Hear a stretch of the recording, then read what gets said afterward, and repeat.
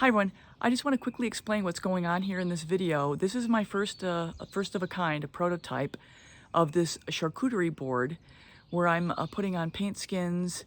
Actually, I refinished the surface, restained it, and applied paint skins and so forth. And I had two going on at the same time. So what you're going to see here are me flipping, flopping back between the two because I didn't video everything as one going all the way through. So I just wanted to explain that real quick. These are two creations that I created at the same time together. I still haven't resined the one though. So I'm just going to show you this as we go so you'll understand why you might see a couple different paint skins and a couple different stains on this creation as we go. All right, without any further ado, let's get down to it. Hi everyone, it's Louise with Louise McHare, and welcome to my channel. I'm glad you're here, and I am about to work on my second paint skin for this charcuterie board. I found these at Big Lots for like 10 bucks with a 20% discount coupon. So I got it for like $8, so can't beat that.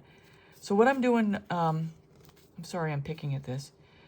What I'm gonna do is make a paint skin. I've already made one. This is the second one, and we'll see how each turns out, and I'll show you one of the two as we go. So I had to play with the other one a little bit. And let me lay this down. I keep thinking I've got it clean, and then I see something else on it. Okay, so here we go. This is Glidden. This is not my multi-pro. Because I know this is thinner, and I wanted it to spread a little easier for me.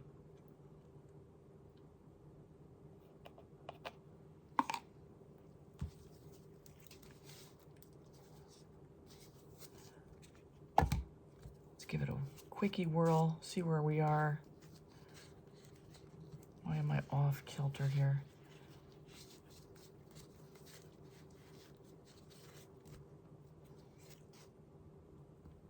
Okay. All right, that's pretty good. Okay, so my colors. This is the Artist Loft Aqua Green.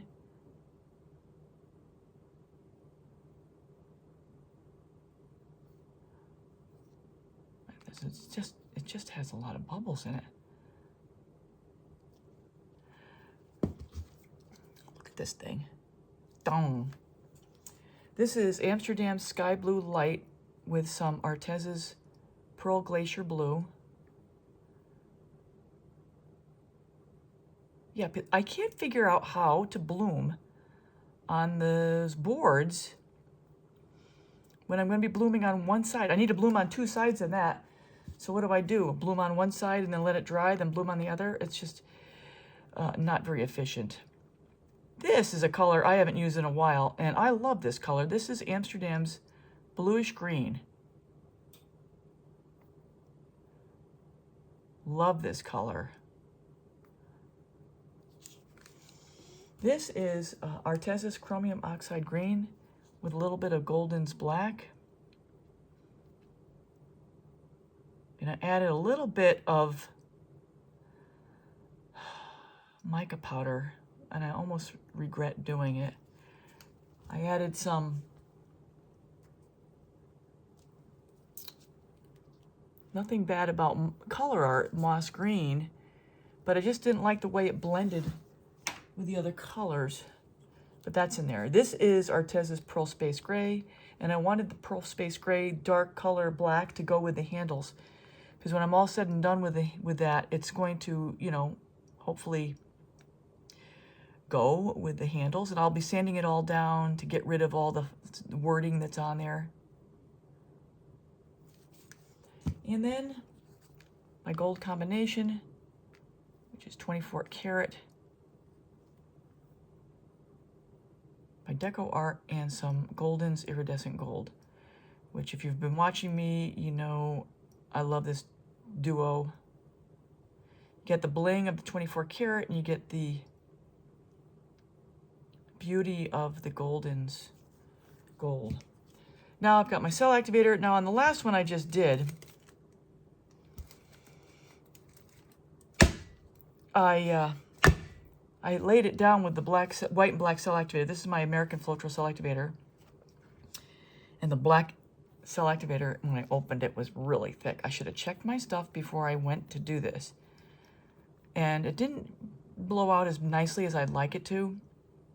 I'm linking above my American Floetrol cell activator recipe video 141. It's 8 minutes and worth a look. So I made a new batch. Video 141. Oh, much better. Oh my gosh. Here we go.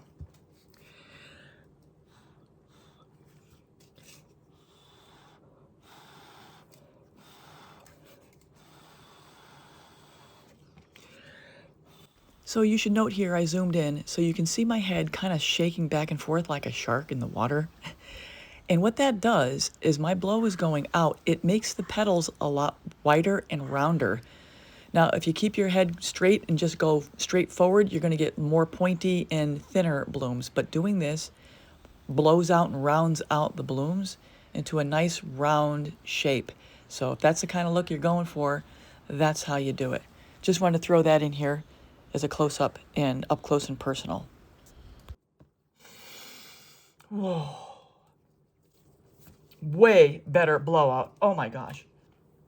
And I mentioned this in another video. You see me do like the little shark head back and forth.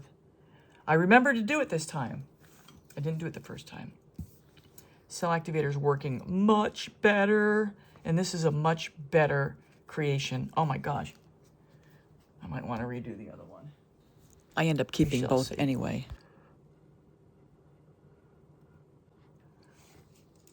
Wow. So much better than the last one. Here we go. Nice. What a difference the cell activator makes. I might have to do the other one over. This is so much better.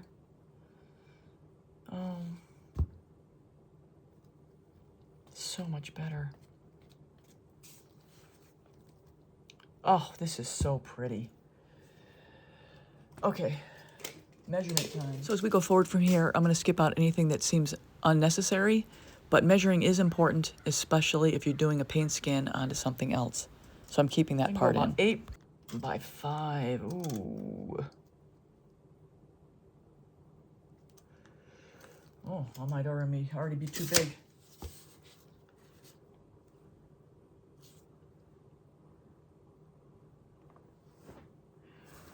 Oh, it might be okay. I am going to consider that this extra stuff's going to get cut off.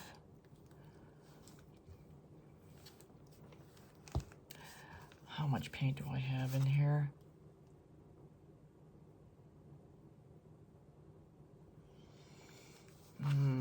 That's not bad. Well, of course, the middle's going to be blown down anyway.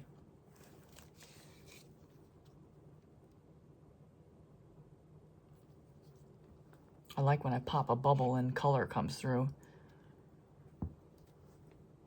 I think I'm going to just stop right there. When I trim this down, it'll cut off. And yeah, you know what? You can do this on a canvas. You can do this on a coaster. So I just want to make sure to point that out because oftentimes I don't talk about, the bloom recipe is extraordinarily versatile. And it's what I find is the best method to use on to make functional art creations.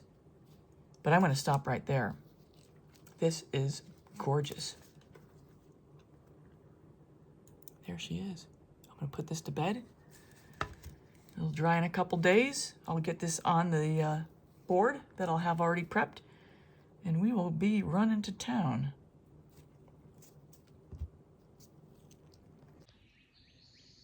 So some of you have asked about removing the skin.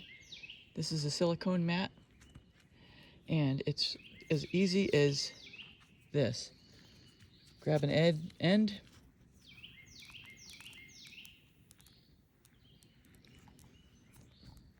and peel it off. And that's one-handed. That's it.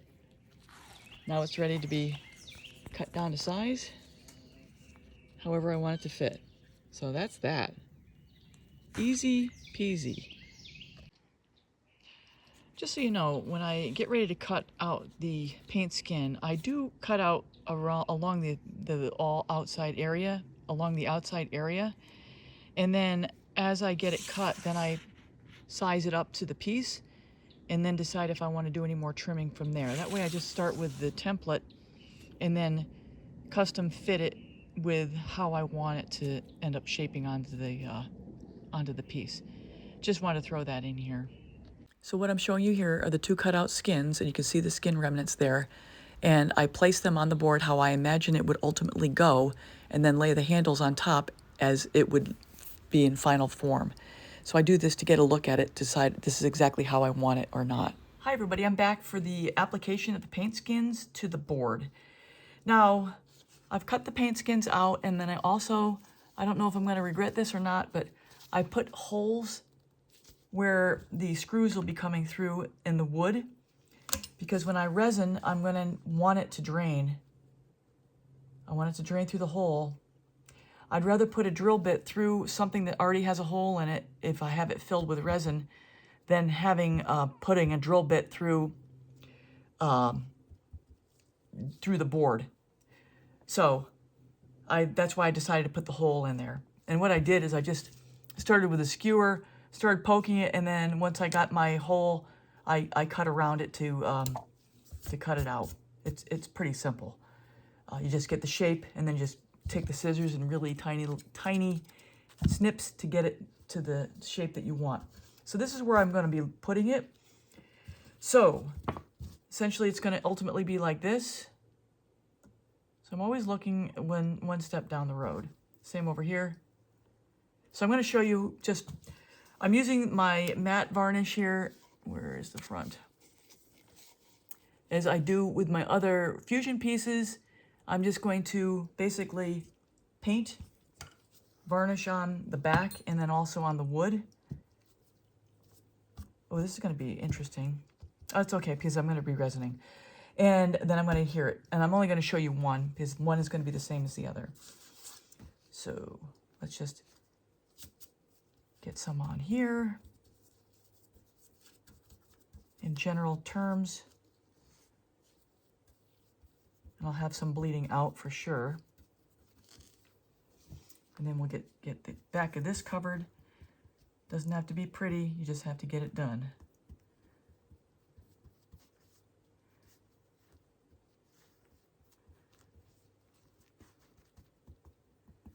All right, so I just want to have a good seal.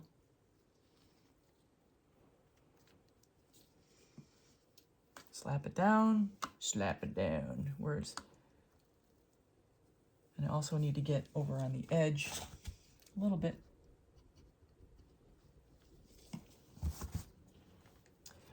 Got my holes lined up. Let me just put the skewer through just to make sure.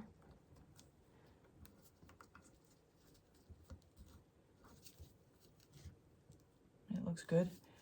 Once again, I'm going to push from the inside out to make sure I get all the air and all the varnish out. Make sure not to move it.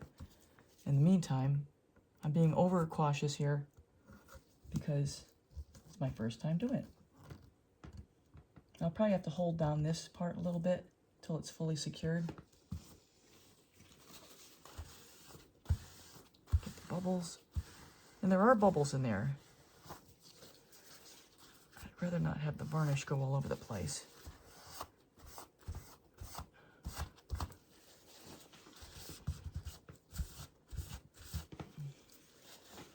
Kind of making a mess here.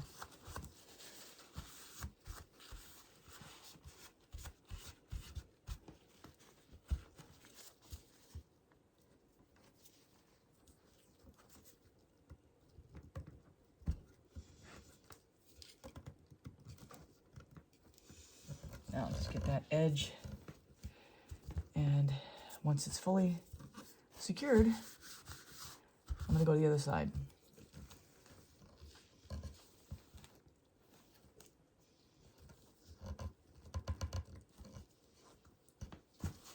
I don't need to brute force this thing, it's going to secure fine.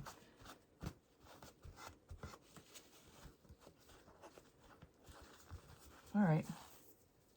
So that's pretty much it. Then I'll work on the other side. Yeah, that's it.